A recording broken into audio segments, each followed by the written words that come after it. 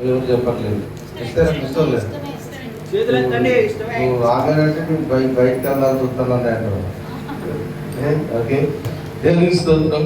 మీరేమి ప్రసంగం ఏం చేయలేండి, మీరేం టెన్షన్ పడుతుంది. నేను ఏది కూడా పేరు చెప్పను కానీ వాళ్ళ పేర్లు చెప్పను కానీ కొన్ని విషయాలు మీతో పంచుకోవాలి. ఏంటి అంటే మన సంఘంలో మంచి పేరు రావాలనుంటుందా, చెడ్డ పేరు రావాలనుంటుందా? అవునా? చెప్పరే అందరూ చెప్పరా? మంచి పేరు రావాలా? సరే, మంచిది. వాళ్ళ పేరు చెప్పను కానీ ఒక సహోదరి నాతో అంటుంది ఏంటంటే, అన్నయ్య మన సంఘస్థులు అందరూ చాలా మంచి వాళ్ళే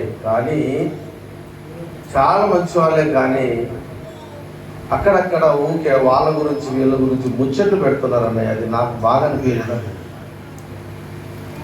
ముచ్చట్లు పెట్టే విషయాలు కొన్ని ఉన్నాయని మరి చెప్తున్నప్పుడు నాకు చాలా బాధేసింది. అది నిజమే. ఏంటంటే దేవుడి గురించి మాట్లాడే ముచ్చటైతే సంతోషమే, కానీ దేవుడి గురించి కాదంట. లోకం గురించి మాట్లాడుతున్నారు కొంతమంది. అందరూ లేరన్నయ్య, కొంతమంది ఉన్నారు. చాలా సంతోషం. కొంతమంది ప్రార్థన అయిన వెంటనే వాళ్ళ పని ఏంటో ప్రార్థన చూసుకుంటూ వెళ్ళిపోతారు. చాలా బాగుంది, చాలా మంచిది. కానీ ముచ్చట్లు పెట్టుకుంటారు చూసారండి, అది రైటా రాంగా మీరు చెప్పండి. దేవుని గురించి మాట్లాడటం మంచిదా, లేకపోతే లోకం గురించి మాట్లాడటం మంచిదా? ఇప్పుడు వాళ్ళు నన్ను, ఆ సహోదరు నన్ను అడిగినప్పుడు నాకు ఎంతో బాధేసింది కనుక మీతో మాట్లాడుతున్నాను. ఒక మాటను మీకు చూపించి మీకు చెప్తాను. సామెతల గ్రంథము 18వ అధ్యాయము 21వ వచనం ఒకసారి చదవండి. మీకు చక్కటి విషయం. సామెతల గ్రంథము 18:21. అమ్మా ఉందా మీ బైబుల్లో? చదివారా? చదువు. జీవ మరణములు నాలుక వశము, దాని యందు ప్రీతిపడువారు దాని ఫలమును తిందురు. సార్ ఒక మాట ఏమన్నారండి? జీవ మరణములు నాలుక వశము అంటే జీవానికి పోవాలన్నా దేనితోటి పని ఉందట? నాలుగుతోటి. ఇది అందుకే నేను బైబిల్లో మాట ఉంది ఏంటంటే, ఇది పాప ప్రపంచానికి, ప్రకృతి చక్రానికి చిచ్చు పెడుతుంది అన్నాడు. కనుక ఇదాట ఏం చేస్తాడ? జీవ మరణములు అంటే జీవానికి పోవాలన్నా నాలుగుతోటి ఉంది, మరణానికి పోవాలన్నా నాలుగుతోటి ఉంది. కనుక జీవ మరణములు నాలుక వశము. కనుక ఈ నాలుక చెడ్డ మాటలు మాట్లాడటానికి చాలా ఇష్టపడుతుంది. దయచేసి మీకు చేతులెత్తి వందనాలు చెల్లిస్తున్నాను. ఇగో బైబిల్ చెప్తుంది సామెతల్లో ఏమంటుంది? ఇగో మీరు వ్యక్తమైన ప్రతి మాటకు విమర్శ దినమందు దేవునికి లెక్క చెప్పాలి. కనుక ఆశామాషలు అనుకొని మీరు మాట్లాడుతున్నారేమో నాకు తెలియదు, కానీ ఆ సహోదరు అన్నప్పుడు నా హృదయంలో గాయమైంది. కానీ ఒక సహోదరు ఫోన్ చేసి ఏదేదో సోదంతా చెప్తుంటే అన్నది, ఇలాంటి సోదులు నాకు చెప్పొద్దు అన్నదంట. సరిపోయిందా? నేను ప్రార్థన చేసుకునే ఒక భక్తురాల్ని, నాకు ఈ సోదంతా చెప్తున్నావు, మళ్ళీసారి ఫోన్ చేయకన్నదంట. దేవుని స్తోత్రం. మళ్ళీసారి నాకు ఫోన్ చేయక ఇలాంటివి చెప్పడానికి. అక్కడ వాళ్ళ గురించి చెప్తావు, వీళ్ళ గురించి చెప్తావు, ఇవన్నీ నాకెందుకమ్మా? నాకు చెప్తే దేవుని గురించి మాట్లాడు, లేకపోతే మళ్ళీసారి నాతోటి మాట్లాడకు అన్నదంట. అబ్బా, అయిపోయింది చెప్పండి. ఇక ఆ రోజు నుంచి ఆమెతోటి ఏం మాట్లాడటానికి అవకాశం లేదు కనుక ఫోన్ చేయడం మానేట. ఫోన్ చేస్తే ఏం మాట్లాడాలా? దేవుని గురించి మాట్లాడాలి. దేవుని బిడ్డలారా గమనించండి. మీరు అనుకోవచ్చేమో నేను గురించి నేనేదో ఆ సహోదరు నన్ను అన్నదని చెప్పి నేను మీతో అంటున్నానని కాదు, కానీ మన సంఘము ఎట్లుండాలి అని అంటే సత్యమునకు స్తంభముగా ఉండాలి. దేవుని స్తోత్రం. అది నేను కోరుకుంటున్నా. అది మీకు ఏమన్నా ఇబ్బంది చెప్పండి? మీకు మంచిదా కాదా? మంచిదా కాదా? మరి మంచిదైనప్పుడు మనం వ్యర్థమైన మాటలు మాట్లాడకుండా మన నోటిని ఏం చేసుకోవాలి? రాసుకోవాలి. అందుకనే మనం చదివినాం కదా, కీర్తనలు ఏం చదివినాం? ఎన్నో కీర్తనలు చదివాం? 12వ కీర్తనలు ఏముంది? ఏంటి? ఇచ్చకములాడు నాలుకలను దేవుడు ఏం చేస్తానన్నాడు? కోసివేయను అని చెప్పి మేము రాసాము. చూసి చదివారా మీరు? ఏమంటే ఇచ్చకములాడే నాలుకను, వ్యక్తంగా మాట్లాడే నాలుకను దేవుడు ఏం చేస్తాడంట? కోసివేస్తాడు. కనుక ఇలాంటి మాటలు మాట్లాడద్దు. మనం అనుకోతే ఎలా కొత్తలేండి చూద్దాంలే అనుకుంటారేంటి అలా అనుకోండి. ఏదో రోజు కింద పడితే 4 2 రూపాయల నుంచి 4 వదలమాట అయిపోయి ఇంకేముందా? కోసేసినట్టు కాదు, దేవునికి స్తోత్రం. కనుక జాగ్రత్త. నేను ఇప్పుడు ఏం చెప్పట్లేదు, నా వర్తమానము ఉంది కానీ దీని మీదనే ఉంది, నేను చెప్తాను. కానీ మీ అందరికీ నేను ప్రభుపేట వందనాలు తెలియజేస్తున్నాను. దేవుని బిడ్డలారా, ఎప్పుడైనా సరే మనము మాట్లాడే ప్రతి మాట జాగ్రత్తగా మాట్లాడటం నేర్చుకోవాలి. చాలా జాగ్రత్తగా మాట్లాడటం నేర్చుకోవాలి. ఏదైనా మనం వచ్చు ఇది ఏం కాదులే అనుకుని నిర్లక్ష్య భావంతో మాట్లాడొద్దు. చాలా జాగ్రత్తగా మాట్లాడండి. విమర్శ దినమందు దేవునికి లెక్క చెప్పాలి. ఈరోజు ఇక్కడే కాదంటే మిమ్మల్ని నిన్ను ఉద్దేశించట్లేదు. ఇప్పుడు మీరు యూట్యూబ్లో దైవ సేవకులు కూడా చూడండి, ఒకరి మీద ఒకడు ఎలా మాట్లాడుతున్నారో. వాళ్ళ మాటలు ఏంటో అర్థమే కావట్లేదు. నిజంగా వాక్యం వినటానికి వాక్యాలు దొరకట్లే. ఇప్పుడు యూట్యూబ్లో వినటానికి వాక్యాలు దొరకట్లే. ఏం దొరుకుతున్నాయి అంటే వాళ్ళని వీళ్ళు తింటా, వీళ్ళని వాళ్ళు తింటా, ఇవే దొరుకుతున్నాయి. ఏంటో తెలియట్లేదు. ఇది కాలానికి, ఇది అంత్యకాలానికి ముందు అట ఇలాగే జరుగుతాయి అంట. అంత్యకాలానికి ముందు, నాశనానికి ముందు ఇలాగే జరుగుతాయి అంట. ఇలాగే వస్తాయి అంట అన్ని కూడా. జాగ్రత్త దేవుని బిడ్డారా. నేను ఎవరి గురించి నాకు వద్దు. ఇగో నాకు ఇచ్చిన ఈ బిడ్డలు నిజంగా ప్రేమించాలి. ఒక సత్యానికి, అంటే సత్యం అంటే దేవునికి ఒక స్తంభముగా నిలబడాలి. మనం దేవుని స్తోత్రం. అది మంచిదా కాదా? మంచిదా కాదండి? మంచిది అన్నప్పుడు మనం ఏం చేయాలిగా? సోది మాటలన్నీ ఏం చేయాలి? వాటిని ఏమంటారు? ఒక పాట పాడాడుగా. ఏ పాట? ముసలమ్మ ముచ్చట్లు కట్టి పెట్టి పరిశుద్ధ గ్రంథాన్ని చేతబట్టి దీక్షతో నడుము కట్టి ఇంటింటి తలుపు తట్టి యేసయ్య సువార్తను ప్రకటించండి. ఇది కావాలి. కనుక నాలుకతో మనము చాలా జాగ్రత్తగా ఉండకపోతే ప్రమాదము పొంచి ఉన్నది. నాలుక ద్వారానే బైబిల్లో మనం చదివాక ఇప్పుడు జీవ మరణములు నాలుక వశము. జీవానికి పోవాలన్నా నాలుగుతోటే ఉంది, మరణానికి పోవాలన్నా నాలుగుతోటే ఉంది. కనుక దీన్ని మనం జాగ్రత్తగా పెట్టుకోవాలి. నాలుకను అదుపులు పెట్టుకోవాలి. అందుకనే దీన్ని ఏమన్నాడంటే నాలుక ఆజ్ఞే అని చెప్పి అంటాడు. యాకోబు రాసిన పత్రిక 3వ అధ్యాయం అంటాడు నాలుక ఆజ్ఞే. ఇక్కడ నిజంగా లేదండి, మంట లేని కాడ మంటను పుట్టిస్తుంది నాలుక.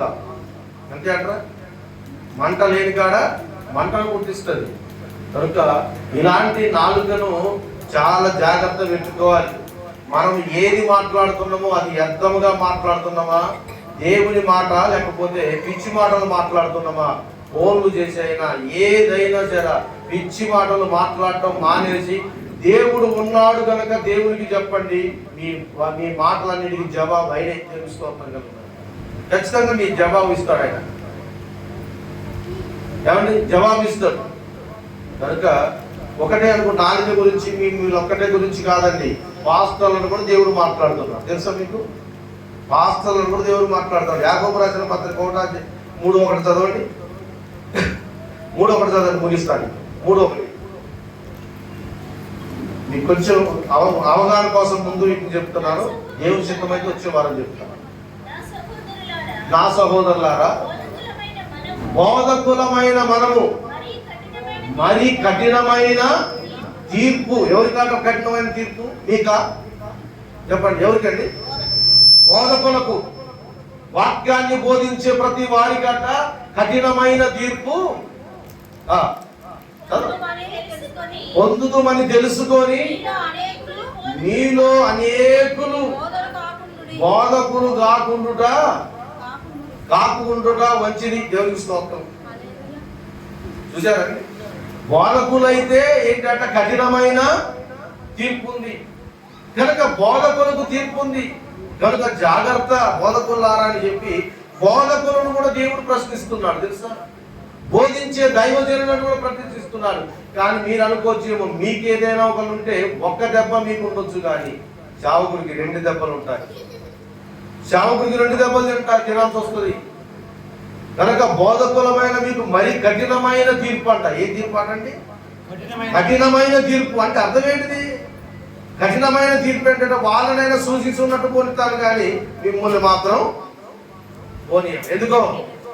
మీరు బోధ చేశారు కనుక, నా గ్రంథాన్ని మీరు వివరించారు కనుక. మీరు చెప్తున్న మాటలు జాగ్రత్త, కఠినమైన తీర్పు ఉంది, జాగ్రత్త అని దేవుడు చెప్తున్నాడు. దేవుని బిడ్డలారా, ఈ విషయాన్ని మీరు మీకు గుర్తు చేయడానికి కొన్ని అవగాహన మాటలు మీకు తెలియజేశారు. వచ్చే వారము యాకోబు రాసిన పత్రిక 3వ అధ్యాయం చదువుకొని రండి. అలాగనే కీర్తనలు మనం చదువుకున్న, ఈరోజు కీర్తనలు చదువుకున్న 12వ అధ్యాయం చదువుకొని రండి. ఈ అవసరం మీకు, ఈ చదువుకోరండి. కనుక ఈ త్వరగత మేము వచ్చే వారమున మీకు మంచి విషయాన్ని మీకు తెలియజేస్తాను. 4 ద్వారా వచ్చే కష్టాలు ఎలా ఉన్నాయో, 4 ద్వారా వచ్చే శ్రమలు ఎట్లున్నాయో మీకు తెలుసుకుంటాను. కపటమైన మాటలు మాట్లాడే నాలుక కూడా ఉంటుందట. ఎవరైనా ఉన్నారో ఒక మాట చెప్పగలరు? ఎవరైనా దీని గురించి? కపటమైన మాటలు మాట్లాడిన నాలుక ఎవరి గురించి చెప్పగలరు? ఒక ఆయన చెప్పిండు, అది ఏ రోజు రాదు. ఏం చెప్పిండు? ఏ రోజు రాదు చెప్పండి. ఏ రోజు రాదు ఏం చెప్పిండు? 1వ అధ్యాయంలోనే ఉంటుంది మత్తయి సువార్త. ఇగో జ్ఞానులతో చెప్పిండు. ఏం చెప్పిండు? జ్ఞానులతో ఏం చెప్పిండు? మీరు వెళ్ళి శిశువు చూసి రండి, నేను కూడా వెళ్ళి పూజ చేస్తాను. పూజ చేయడానికి ఆయన చెప్పింది ఇది చెప్పాడు, చంపడానికి చెప్పాడు. సరే, ఎంత మోసపూరితమైన మాటలు ఉంటాయన్నమాట. మీరు వెళ్ళి ఏం చేయాలంట? పూజించి రండి, నేను వెళ్ళి కూడా పూజించి వస్తా, తెలుసుకొని రండి, నేను పూజ చేస్తా ఆయన అన్నాడు. కానీ పూజ చేయడానికి ఆయన ప్లాన్ ఏంటిది? చంపాలని. కపటం చూసి నరహత్య జరిగించువారు అని బైబిల్లో రాశారు. కనుక ఇలాంటి విషయాలు ఉన్నాయండి. బైబిల్లో మనం తెలుసుకోవాల్సిన చాలా ఉన్నాయి. కనుక నేనేమంటానంటే, మీకు చేతులెత్తి దైవ సేవకునిగా ఈ పరిశుద్ధ స్థలంలో చేరి మీకు చేతులెత్తి ఇగో వందనాలు పెడతాను, దండం పెడతానని చెప్పుకోండి, ఏదైనా నాకు మంచిది. కానీ ఒక విషయం తెలుసా అండి, చెడ్డ మాటలు మాట్లాడే ప్రతి మాటలు, ఇగో విమర్శ తినముందు వాళ్ళ గురించి, వీళ్ళ గురించి, అక్క గురించి, అన్న గురించి, ఆ తమ్ముని గురించి, ఇగో ఈ చెల్లె గురించి, ఇగో వాళ్ళిట్లా వీళ్ళిట్లా అని మాట్లాడుతున్నారు చూసారా? వీళ్ళందరూ కూడా న్యాయ విమర్శలో తీర్పు దినాలకు వస్తారు. ఈ రోజు వాక్యం విన్నారు కనుక క్షమించమని దేవుడిని అడిగి ఇక నుంచి మాట్లాడుకుంటున్నారు అనుకోండి, దేవుడు ఖచ్చితంగా క్షమిస్తాడు. ఇది ఖచ్చితం. ఇది మీరు నమ్మినట్లయితే చిన్న ప్రార్థన చేసుకుంటాం. చిన్న ప్రార్థన చేస్తాం, తర్వాత మనం పాట పాడుతున్నాం. దీన్ని బట్టి ఒకరు ప్రార్థన చేయండి, జీవన్ కుమార్ చిన్న ప్రార్థన చేయండి. దీన్ని బట్టి ఇప్పుడు చెప్పిన మాటలను బట్టి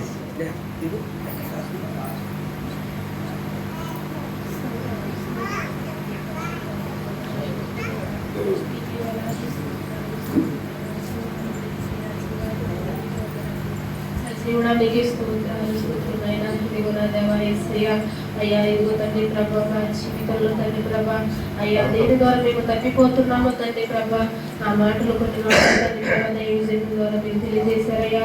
అయ్యా మా నోటిని తండ్రి ప్రభా, అయ్యా తండ్రి ప్రభా మా అద్దులో ఉంచుకోవాలి నైనా. అయ్యా ఇదిగో తండ్రి ప్రభా, అయ్యా జీవమును మరణము అయ్యా 4 వశంలో ఉన్నాయి. అయ్యా ఇదిగో తండ్రి ప్రభా అని ప్రభా మీరు మాట్లాడుతున్నారు కనుక తండ్రి ప్రభా, మా నాలుకను తండ్రి ప్రభా అయ్యా తండ్రి మేము కాచుకోవడానికి సహాయం చేయండి. అయ్యా ఇదిగో తండ్రి ప్రభా మా నోటిని తండ్రి ప్రభా అయ్యా భద్రపరచుకోవడానికి సహాయం చేయండి.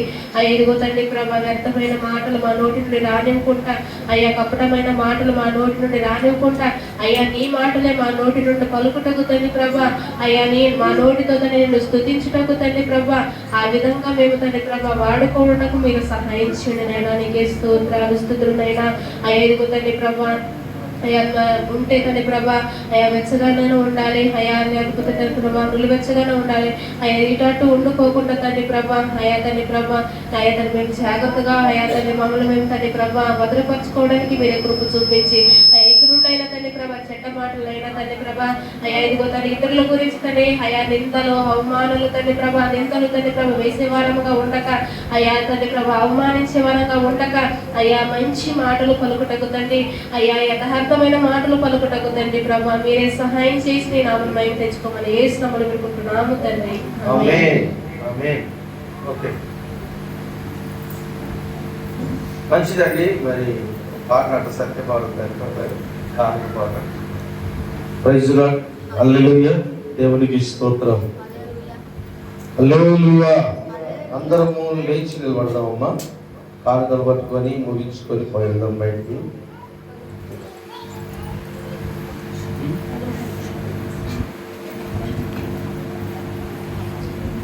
ఓకే, మీ అందరికీ ఈ పైన చెప్తాను అన్నమాట.